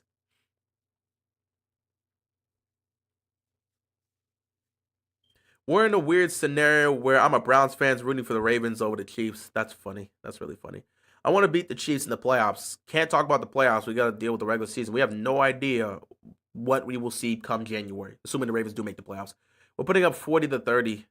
We'll see. We'll see what happens with that. Our D-line is it hasn't been great, bro. Darth, it hasn't been great. Our D-line has not performed well, but no one on the defense has necessarily performed well as a unit. We've had players that have made plays, and I think you got great players on the defense, but as a unit, we haven't played well. Lamar's getting pressured every snap, and Mahomes sits back and eats popcorn. I mean, I told you guys on Monday Night Football that Jared Goff was going to have 12 seconds in the pocket. That's exactly what happened because he didn't get touched once. And I think I posted this too. I said Mahomes is going to be moonwalking in that pocket on Sunday. That's probably going to be the case. But more than that, Mahomes is just going to be taking off. I think this just Mahomes is going to be using his wheels. He's been doing it all season long. There's going to be lanes for him, and he's just going to take off. Lamar is getting pressured every snap, and Mahomes sits back and eats popcorn. Is funny to me. But yeah, it was 30 pressures given up by our offensive line. And again, Ronnie Stanley's questionable, so I have no idea how that's going to work. Mahomes is going to have enough time to place a DoorDash order is funny. And he's going to have enough time to FaceTime his mom. Some of these statements is funny. Can we plug Keaton in some special play? Dude, I've talked so much about Keaton Mitchell. They don't use him. I've called out the team for not using him. And it's the same excuse from John Harbaugh. It's just a numbers game, and we already have these guys on special team. And I'm like, okay, that's cool. Can we just use him as a running back? Not every single player has to be multifaceted. And it's not like he's not multifaceted. It's just you already got someone out there that's multifaceted as well. I'm just saying, like, Keaton Mitchell brings a different element to the run game. We're starting to run the football the same way with Derrick Henry, and teams are just realizing it. Like, we run the ball to the right so many times with Derrick Henry. Even if he cuts back to the left, we line up and run the ball to the right damn near every time to Derrick Henry, and teams are starting to wise up. And also, teams are really starting to crowd they're starting to crowd the line of scrimmage because they know if they can crowd that line of scrimmage and get to D. Henry before he gets that second acceleration and breaks through, if they can do that, they got us. Here's the real problem. We don't have Patrick Ricard. That extra blocker that was running in front of Derrick Henry, we don't have that. What's going on, Chaos? We don't have Patrick Ricard. We are desperately missing Patrick Ricard because Derrick Henry doesn't have someone running in front of him to take that extra tackle on. So with there being no Patrick Ricard for Derrick Henry to run through, that's where things become problematic. So one way you could improve that, you bring Keaton Mitchell in and let him do his. Oh my God, Colorado scored. They needed to. They gave up 14 unanswered points. They took the lead again. But you need Keaton Mitchell to bring a different element to the run game because the way Keaton Mitchell runs the ball is vastly different from the way Derrick Henry runs the ball. And you can get more creative in that aspect if you get Keaton Mitchell involved. Unfortunately, they seem to be refusing to play him right now. What's going on, John? Isaiah Likely playing. He's questionable. According to Adam Schefter, a report came about an hour ago. He's likely expected to play, which is funny. Let me see if I can find. Yeah. Ian Rappaport's put out here. Tight end Isaiah Likely, who has not yet played this season because of a broken foot, is set to make his season debut today. Sources say Baltimore wants him to work out beforehand to make sure he's comfortable, but the plan is for him to go. So Isaiah Likely is expected to play today. Adam Schefter put out that report an hour ago, and Ian Rappaport has officially confirmed it about half an hour ago. Isaiah Likely is expected to play, but the Ravens will have to see how he does in warm-ups tomorrow. So if he's comfortable tomorrow in warm-ups, Isaiah Likely will play. If he's compromised in any fashion and doesn't feel good to go, they'll keep him back and try to play him next week. But Isaiah Likely is set to play tomorrow. We'll just have to wait and see if they ultimately pull the trigger on that one, just depending on how things go. But yeah, Keaton Mitchell would definitely bring a different element to the run game. So I feel like you would want to have him out there to bring a different element to the run game. But according to Harbaugh, we don't have the numbers. We'd rather have Rashid Ali out there getting one or two carries or something like that, and get Justice Hill, even though they're not getting a lot of carries. But let's have Justice Hill out there, which again, it makes sense for Hill to be out there. But I'm just saying, everybody can play a role. You don't need to use Justice Hill in the run game. He's there to be a pass blocker and to be that back in the backfield in the pass game. So you can use him as a receiving back because you don't really want to throw to Derrick Henry because he don't really catch like that. He can, but he's not the greatest pass catcher. So you use Justice Hill for that, and you use him for pass protection. That's fine. You know what you can do with Keaton Mitchell? Just use him to run the ball. Just use him to run the ball. Bring a different element to the run game. Where's the creativity with this? You use Rashid Ali for special teams. Fine. You don't even use him for the run game. So if you can just use Rashid, this is what I'm talking about. Every time when it comes to a player, if you can't play on special teams, you can't have a role in this offense. Tylan Wallace can play special teams so he can get a lot of snaps. Tylan Wallace can play special teams so he gets a lot of snaps. He gets more snaps than someone like Tez Walker, who's showing promise here. And that's no slight against Tylan Wallace. He's earned no snaps. But I'm just saying, if you can play in special teams, oh, absolutely you're going to be utilized. Rashid Ali's not in the running game at all, although they attempt to give him a carry or two. But he's not out there in the running game. But because he can play on special teams, he gets the nod. If you can, a lot of these guys that aren't even getting a lot of snaps out there and aren't really playing, they play on special teams so they can be out there. And even though Keaton Mitchell can play on special teams, we don't have a spot for him on special teams right now because you have Rashid Ali and you have LaJohntay Western. Took me a second to remember his name. So, yeah. But I don't understand why we just can't have defining roles for certain players. Like, Keaton Mitchell is an explosive, speedy running back. Just let him play as an explosive, speedy running back. That's going to bring different elements to your offensive run game. Why are we refusing to use multiple backs? We used to do this before. Now all of a sudden we got Derrick Henry. It's like, give him all the carries. Okay. Well, if that's the case, then just trade Keaton Mitchell and we could call it a day. Why is he still on the team if he's not going to play? He's healthy, but we don't play him. So just trade him then. We have some holes on this team that we could fix. And I'm sure there's a team out there that could give us a piece we need, and we can give them a great back that they can utilize. So trade him. If you're not going to use him, trade him.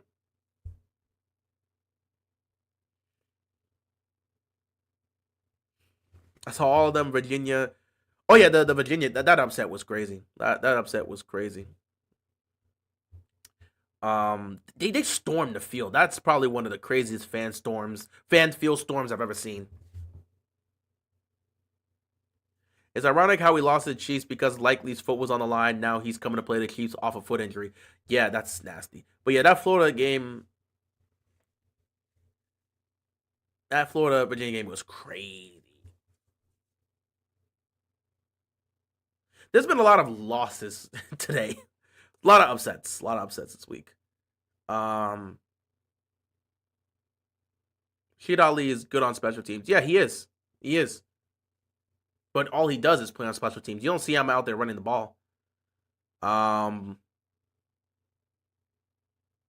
want to stay here, but I have to get up at 7 a.m. Yeah, dude, I'm getting ready to leave as well because I gotta do the trifecta tomorrow. Hey, Real, please tell me you're streaming. Yeah, I'm streaming Packers Cowboys tonight. I gotta go get some sleep because I got 3 games to stream tomorrow. It's an all-day stream fest. Unless anything happens and I'm not able to stream, I'll let you guys know. But or if I have technical issues, which I'm obviously just gonna fix them and come back. But if I'm not able to stream, I'll let you guys know. But I plan to be here for 3 games. The 1 p.m. I'll be doing the Ravens, not the Ravens, the Commanders and Falcons for the 1 p.m. game. Obviously, I'll be doing Ravens and Chiefs for the 4 p.m. game, and then Cowboys and Packers for the 8 p.m. game. So I'll be doing 3 games tomorrow. Do I have a college team? Man, if it wasn't late at night, I'd go get my team shirt. Yes, I got a college team. It's the same college I went to. I'm all about the Maryland Terrapins up there, UMD, who's undefeated right now.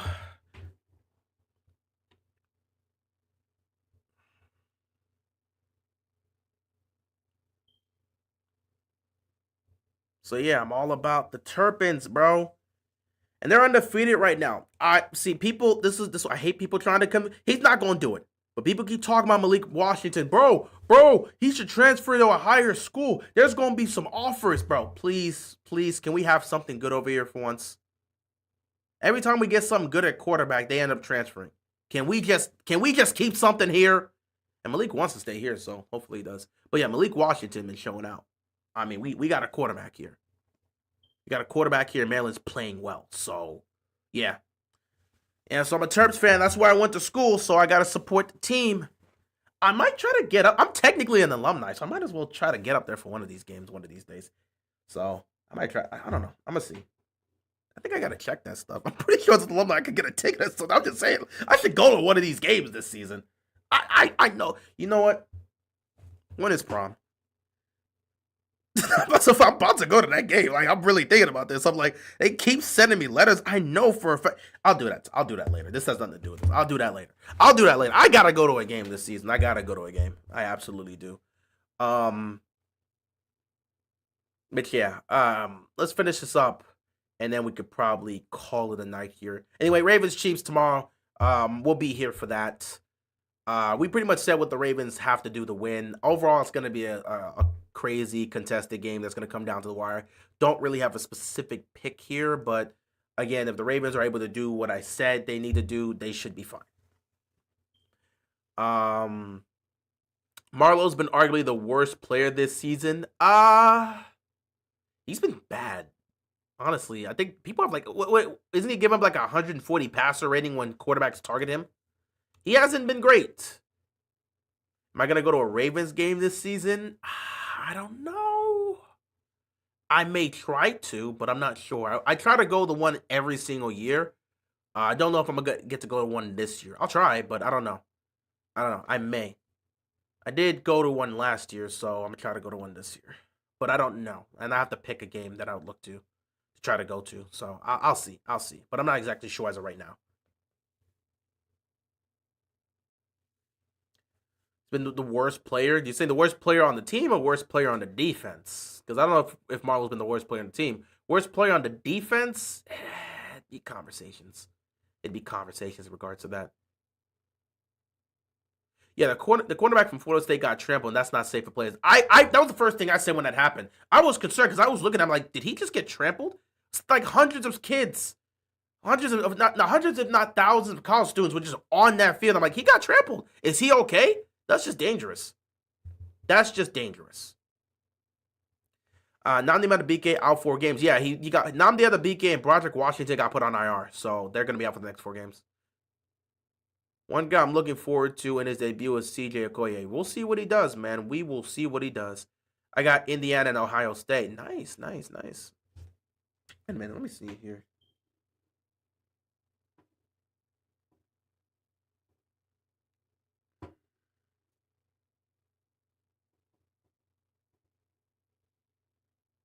I want to see. You know what? I might try to go to that one. I'm going to see if I could. That's November 1st. Because Indiana and Maryland play on November 1st. It's going to be a home game for Maryland. I might try to go to that one.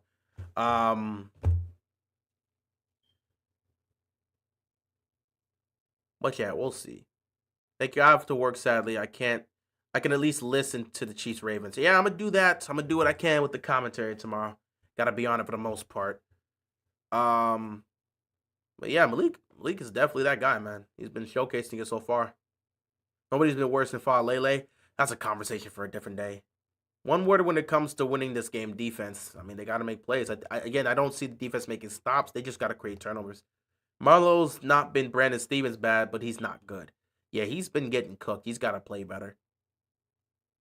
Maryland versus Indiana or Maryland versus Michigan. Pick a game. Yeah, I'm probably. I might go. I don't know which one I'll go to. I'm be honest. I'm trying to see this. I'm trying to see.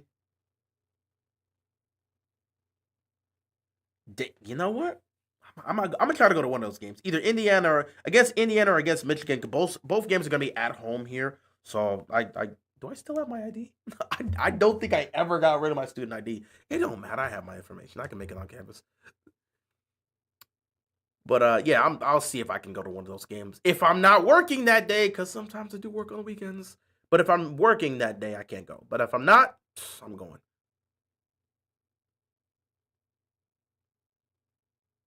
My Chiefs coming within a pound that fraudulent defense. I don't think anyone's denied that defense has been fraudulent. You know, the funny thing about it is this is also going to be a real good conversation for the Chiefs, because if your offense can't do nothing against that defense, that's not going to be good. If your offense cannot do anything against that defense, that's not going to be a good look. I majored in economics when I was there, so that's what I did. I went to a Colts preseason game versus the Packers. I got to go to a regular season game. I'm going to try to get to a regular season game this year. Anyway, guys, it is almost 1 in the morning. I have to get some sleep if I'm going to pull off this trifecta. So, yeah, I'm going to head on out of here, guys. We have been here for nearly 2 hours, bro. We have been here for nearly 2 hours. I got my extra seats and support here, so I should be good to sit here all day for that. But, you know, I'll constantly move around the stretch, so we'll be good. And just like that, Colorado's defense is terrible. Whatever. Anyway, guys, I'm going to end it here. Thank you so much for tuning in. You know we got to be here every day. I want to try to make these streams as daily as possible if I can. But, yeah, Colorado's defense is terrible. But I'm going to call it here. I got to get some sleep because I got to be here for the trifecta tomorrow. And if nothing affects me or there's nothing that bothers me, I should be here come 1 p.m. But if anything happens, I may miss one of them. If anything happens, I'll let you guys know. So, yeah, thank you so much for tuning in. And, yeah, guys, I will see you guys. You know, it's 12:55. I'll see you in 12 hours. It's 12:55 a.m. I'll see you guys in 12 hours. I'm not going to say I'll see you tomorrow. I'll see you in 12 hours. So, you guys, be sure to stay safe. Enjoy the rest of your night. Sleep well, I guess, because tomorrow 12 hours is going to be a very interesting one. So, yeah, be safe, guys, and peace out.